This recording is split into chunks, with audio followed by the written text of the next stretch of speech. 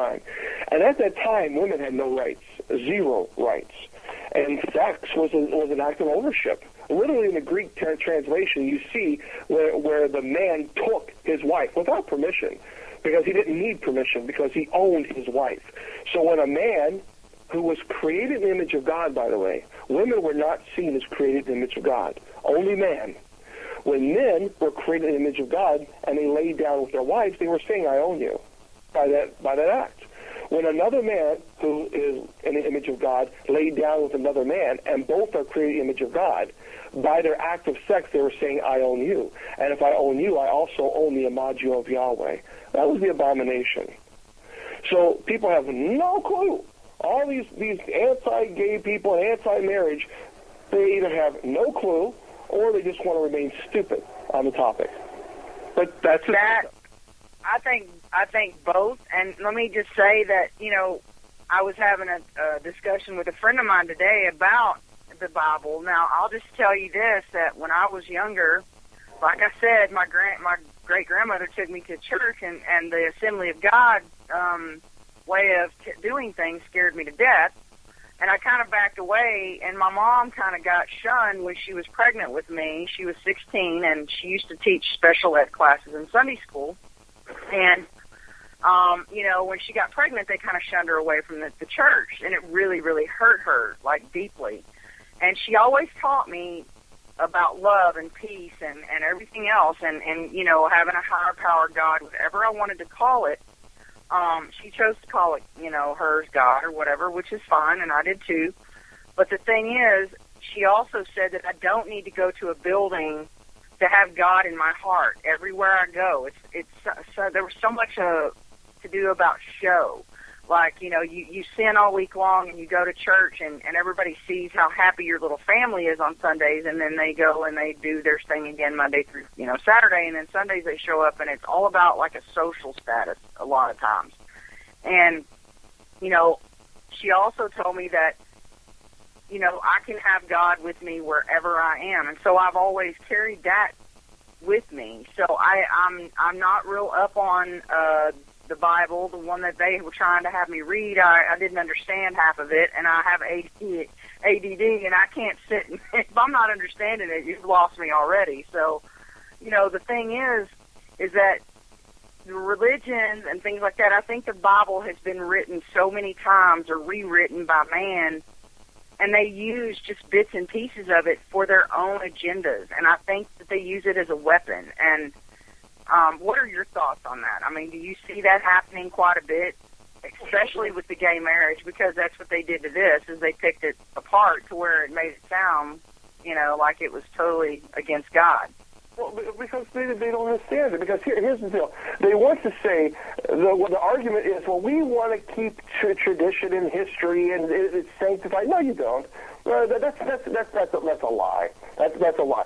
Well, what basically it is this homophobia. But they're trying to put a nice little pretty label on it without saying homophobic. They're trying to say, well, we want to keep it sanctified. It's always been between one man and one woman. Actually, no, it hasn't. King David had how many wives and 300 wives and 700 concubines? King Solomon had, how many wives and concubines?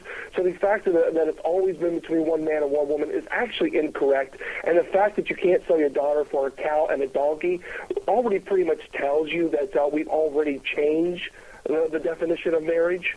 A guy can meet a stripper at the bar and 5 minutes later go get hitched. And I don't see one of those people talking about the sanctity of marriage and protesting with the Las Vegas chapels. So if you really want to take the mask off of it, let's call it like it is. It's homophobia. And I have no problem with the Las Vegas chapels. If somebody wants to do that, and knock yourself out. But yet, that's the point. They're trying to scream the sanctity of marriage, and they're not protesting this. Here's a couple things. I always tell people, say, because people don't know Scripture. They love to use it, but they abuse it. So, and they love Leviticus. They love Leviticus. That's one of the biggest things. So then I always ask them, well, I have a problem because Leviticus 25:44 states that I can possess slaves, both male and female. So provided they're purchased, from neighboring nations, A friend of mine claims that this applies to Mexicans but not Canadians. So I asked him, can you clarify? Why can't I own Canadians? Or I would like to sell my daughter into slavery as sanctioned in Exodus 21, verse 7. But in this day and age, what do you think would be a fair price for her? You see, when I throw those things at her, they're stunned. They don't know how to answer them.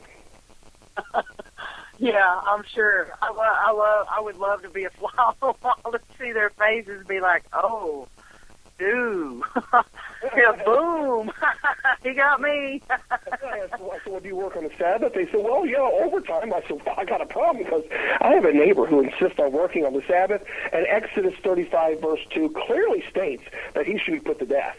So am I morally obligated to kill him myself, or should I just ask the police to do it? Which one is better? You see, yeah. But they don't want to mention that stuff. But they no. They want to talk about the Old Testament and the Leviticus Code. This is amazing. Definitely. And they always, have to mold it to where they are the ones that look holier than thou. To where whatever they're doing per the code is great, and if you're not doing whatever it's supposed to be said there, then you're, going straight to hell, and you're going to burn forever and all this other stuff, which is a whole nother show that I would love to have you back on and talk about. But unfortunately, we're out of time, and I wanted to say how awesome it was to have you on the show, and thank you so, so much for taking the time out of your busy schedule. Yeah, absolutely. I love to be on. More than happy to chat. We'll have the Bible Power Hour, and I'm sure a lot of people, you might get a lot of hate email on that one, but that's okay. Well, we're going to have a part due to this little interview, because we are definitely going to get into that, because I am extremely I'm open to learning a lot more about that, because I would like to have some sort of ammunition when my family sometimes comes at me. I have a very open-minded family, but there are a few that really don't know what they're talking about, and I would really like to stun them with some of the information that you have in your little book there. So if you would do me the honor of coming back on, I would greatly appreciate it. I'd be happy to jump back on, and we'll talk about that topic, and I'll give you all kinds of ammunition. Awesome. Well, thank you so much. Does that mean we're Republicans and NRA people now? Well, besides my grandpa. Oh, yeah. No, he probably is not listening, though, I'm sure. But I thank you so much, and I hope you have a blessed evening, and we'll see you soon. And also, welcome to the ASAP family. And before I let you go, also, my producer wanted to say at a very low point in time in his life when he was hurting, you reached out to him, not even really knowing the kindness of your heart, and he wanted to say thank you, and he appreciates that still to this day with much gratitude. That means a lot. That means they'll keep the faith, stay strong, and contact me anytime you need me. All right. Well, thanks a lot, Bishop Long, and you have a great evening. I do. All right. Thank you. Everybody, see me next week for Tui Snyder. She is an author, and we will be talking so much about some really cool, eccentric things around Texas and beyond. Everybody have a great week, and check us next week. Peace out.